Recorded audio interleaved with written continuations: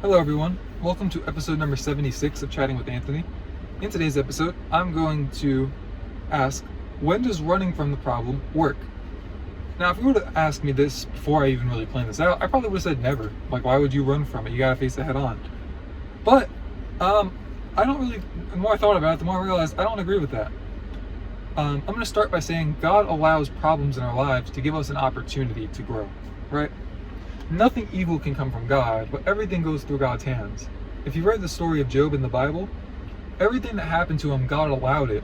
But it was clearly the devil who did it to him. God literally said, he literally told him, go do what you want to do to him, all right? You can't kill him, but do whatever. And Job grew a lot from that. The self-righteousness was extracted from him, right? I know I need self-righteousness extracted from me. I pray that's not how God does it. But you're not going to understand all of God's ways, really.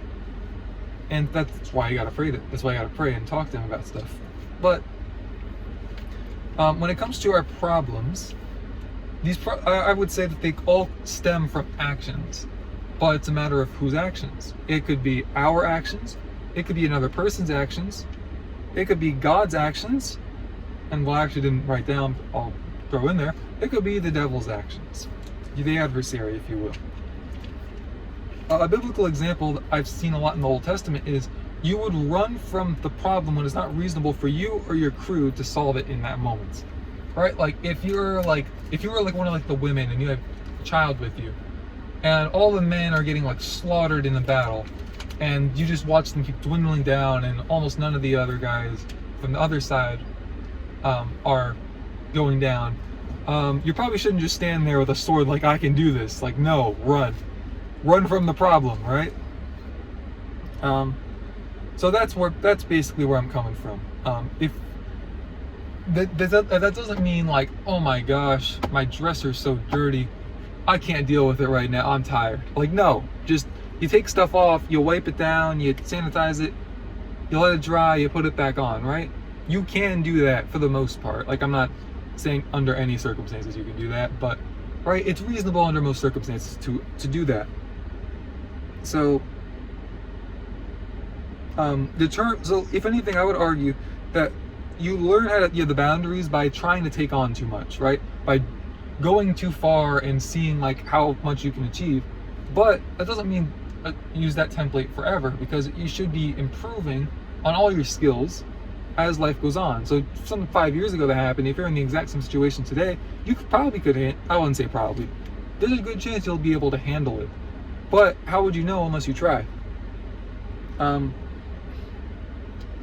it comes to running from the problem, you're not weak for running from the problem, but you should have a strategy in place, right? In the battle scenario, right? You shouldn't don't sit there planning it all out. You should probably just start running.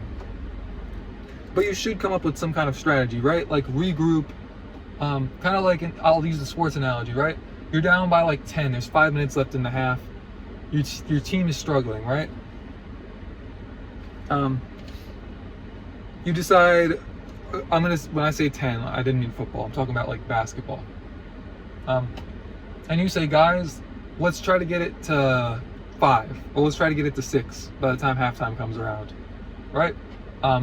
Getting those 10 points in 5 minutes might sound like a lot, overwhelming to them, but just give them a smaller goal. And you might end up overachieving on that goal anyways. But you should have a strategy. You should have a desire to approach the problem, right? I think a part of it too is when you're strategically running from the problem, you're almost saying I'll be back for you. That's, I think, how we should view it. There are problems in our life that will be like a Goliath, and you have to also remind yourself that you're not always going to be a David in that scenario, right? God might not be calling you to be a David, though He might be calling you to be a David. So take it up with Him and ask Him, because He has the best advice, better than any advice I can give you on this channel, really. A lot of the advice I try to give, I try to imply. I try to take biblical principles and integrate them into this.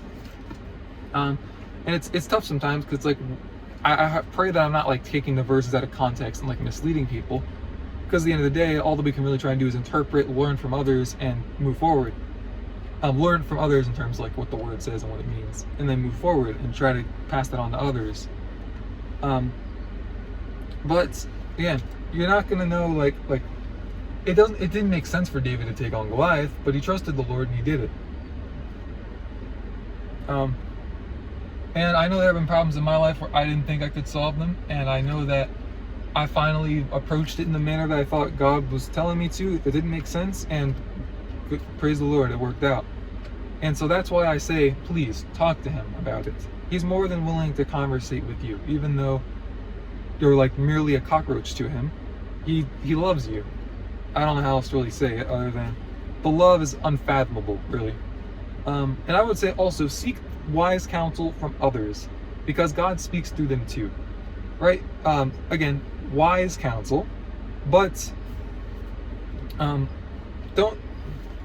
like God might speak, maybe not like literally like overtake and speak through them, but God can probably like utilize advice from like wicked men in very strong ways, right? Because like, again, we live in a temporal world, so, and a lot of the advice that we need is temporal to one extent or another. So that's what I have for today's episode. That's what I have for this episode. Thank you guys for watching. Stay safe, God bless, and I'll see you guys in the next one, all right?